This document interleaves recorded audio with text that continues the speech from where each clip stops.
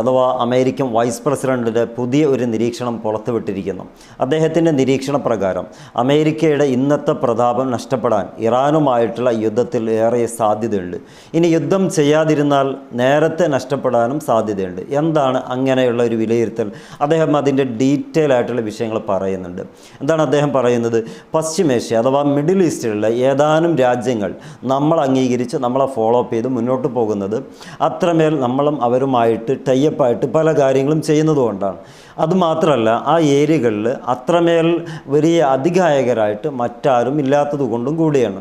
പക്ഷേ ഇറാൻ ആണവായുധം സ്വായത്തമാക്കി കഴിഞ്ഞാൽ നമ്മളെ മറന്നുകൊണ്ട് ഇറാനെ പേടിച്ച് ഇറാനോട് ഫോളോ അപ്പ് ചെയ്യുന്ന സിസ്റ്റം സൗദി ഉൾപ്പെടെയുള്ള രാജ്യങ്ങൾ മുന്നോട്ട് വെക്കും. ആ സമയം നമ്മളുടെ ഇൻവെസ്റ്റ്മെൻറ്റുകളും നമ്മുടെ സ്ട്രാറ്റജികളും മുഴുവനായിട്ട് എല്ലാം ഇല്ലായ്മ ആയിപ്പോകുന്ന അല്ലെങ്കിൽ ഇല്ലാതെ ആയിപ്പോകുന്ന സാഹചര്യത്തിലേക്ക് നമ്മുടെ എല്ലാ കണക്ക് കൂട്ടലുകളും തെറ്റിക്കും എന്നാണ് ജെഡി വാൻസിൻ്റെ പ്രത്യേകമായിട്ടുള്ള നിരീക്ഷണം. അദ്ദേഹം പറയുന്നു, ജയിച്ചാൽ നമുക്ക് ഗുണമുണ്ട്, ജയിച്ചില്ലെങ്കിൽ നമുക്ക് വളരെ വലിയ ദോഷമാണ്. മാത്രമല്ല, യുദ്ധം ചെയ്യാതെ പോയാൽ ആ രാജ്യം ആണവായുധ രാജ്യമായിട്ട് പ്രഖ്യാപിക്കപ്പെടുകയും അവരെ പേടിച്ചിട്ടോ അല്ലെങ്കിൽ അവരുടെ പ്രീതി കാംക്ഷിച്ചോ നമ്മളിൽ നിന്ന് അകലുകയും സൗദി അറേബ്യ ഉൾപ്പെടെയുള്ള രാജ്യം ഇറാനോട് പിന്താങ്ങുകയും ചെയ്യും. അത് നമുക്ക് ഓർക്കാൻ പോലും കഴിയില്ല. കാരണം നമ്മുടെ മുമ്പിൽ വലിയ വലിയ പ്ലാനിങ്ങുകളുണ്ട്. അബ്രഹാം ഉടമ്പടി അടക്കം, അതേപോലെ തന്നെ ഇസ്രായേലിൻ്റെ ഗ്രേറ്റർ ഇസ്രായേൽ എന്ന് പറയുന്ന മൊത്തമായിട്ടുള്ള ഈ ഉടമ്പടികൾക്കും അതേപോലെ തന്നെ പ്ലാനിങ്ങുകളെല്ലാം തലകീഴായി മറഞ്ഞു വീഴും. അതുകൊണ്ട് തന്നെ ബഹുമാനപ്പെട്ട ട്രംപ്, നിങ്ങൾ ഇറാനെ ആക്രമിക്കണം, അല്ല നിങ്ങൾക്കതിന് സാധിക്കുന്നില്ല എങ്കിൽ സാധിക്കുന്നവർക്ക് നിങ്ങളത് ഏൽപ്പിച്ചു കൊടുക്കണം. മീൻസ് അത് മനസ്സിലാക്കാൻ പറ്റുന്നത് നിങ്ങളെ കൊണ്ട് കഴിയില്ലെങ്കിൽ എന്നെ ഏൽപ്പിച്ചു കൊണ്ടാണ്.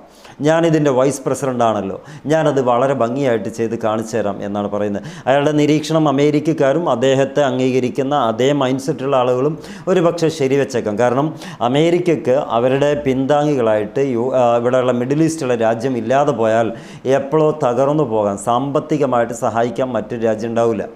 അതുകൊണ്ട് തന്നെ ഇതിനെ കൈവിട്ടിട്ടുള്ള ഒരു പണിക്കും നമ്മൾ നിൽക്കരുത്. ആ ഒരു സ്റ്റേറ്റ്മെൻറ്റ് അല്ലെങ്കിൽ ഒരു അനലൈസിൽ അല്ലെങ്കിൽ നിരീക്ഷണത്തിൽ നമുക്ക് മനസ്സിലാക്കാൻ പറ്റും, യുദ്ധം ഒഴിവാകുന്നില്ല. ഈ US-ൻ്റെ കൂടെ തന്നെ ഈ സൗദി അറേബ്യ നിൽക്കേണ്ടി വരുന്ന, ആ ചൊൽപ്പടിക്ക് നിൽക്കേണ്ടി വരുന്ന സാഹചര്യം വിട്ടുമാറുന്നില്ല.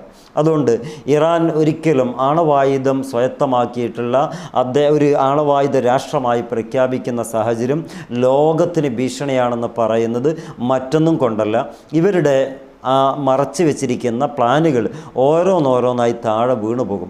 അഥവാ പ്ലാനിങ് ഒന്നും നടക്കാതെ അവരുടെ കൂട്ടുകളിലേക്ക് അല്ലെങ്കിൽ അവരുടെ രാജ്യത്തേക്ക് മടങ്ങിപ്പോകേണ്ടി വരും. അതൊന്ന് മാത്രമാണ് ഇറാൻ ആണവായുധം സ്വായത്തമാക്കുന്നതിൽ നിന്ന് അമേരിക്ക പേടിക്കുന്നത്. അല്ലാതെ ഇറാൻ മറ്റ് രാജ്യത്തെ പോലെ അല്ലെങ്കിൽ അമേരിക്കയെ പോലെ ഏതെങ്കിലും രാജ്യത്തിൻ്റെ പോലെ അന്യായമായിട്ട് കടന്നു കയറുമെന്ന് അമേരിക്കൻ വൈസ് പ്രസിഡന്റ് വാൻസിയും പ്രത്യേകിച്ച് എടുത്തു പറയുന്നില്ല. പക്ഷേ ഇവിടെ നമ്മുടെ ആധിപത്യം അവസാനിപ്പിക്കാൻ ഇറാന് സാധിക്കും. അത് കാണിച്ചുകൊണ്ട്, ആണവായുധം കാണിച്ചുകൊണ്ട് ഈ മിഡിൽ ഈസ്റ്റിലെ മുഴുവൻ GCC കൺട്രികളെയും അതിൻ്റെ ഭാഗത്തേക്ക് ഇറാൻ്റെ ആളുകളാക്കി മാറ്റാൻ ഇറാന് പെട്ടെന്ന് ഇമ്മീഡിയറ്റ്ലി എന്നാണ് അദ്ദേഹത്തിൻ്റെ സ്റ്റേറ്റ്മെൻറ്റ്. അങ്ങനെ സാധിച്ചാൽ പിന്നെ നമ്മളിവിടെ വെറും നോക്കുകുത്തികളായി മാറുമെന്നാണ് വാൻസൻ്റെ നിരീക്ഷണം.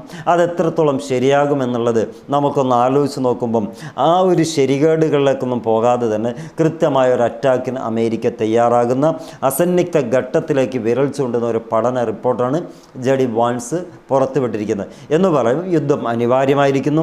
ചർച്ച, അത് സ്വാഭാവികമായ ചർച്ചയുടെ പ്രാധാന്യത്തോടുകൂടെ കാണുന്നുണ്ടെങ്കിൽ പോലും അതിൽ വിജയിക്കാനുള്ള സാധ്യതയും ജെഡി വാൻസ് തള്ളിക്കളയുന്നുണ്ട്. പിന്നെ എന്തിനു വേണ്ടി ചർച്ച ചെയ്യുന്നു? അപ്പം നമുക്ക് മനസ്സിലാക്കാൻ പറ്റുന്നത് ഇവരുടെ ആഗ്രഹങ്ങളും അവരുടെ അഭിലാഷങ്ങളും ഇറാൻ്റെ മുമ്പിൽ വെക്കുക, ശേഷം ഇറാൻ അതിൽ നിന്ന് പിന്തിരിയുക.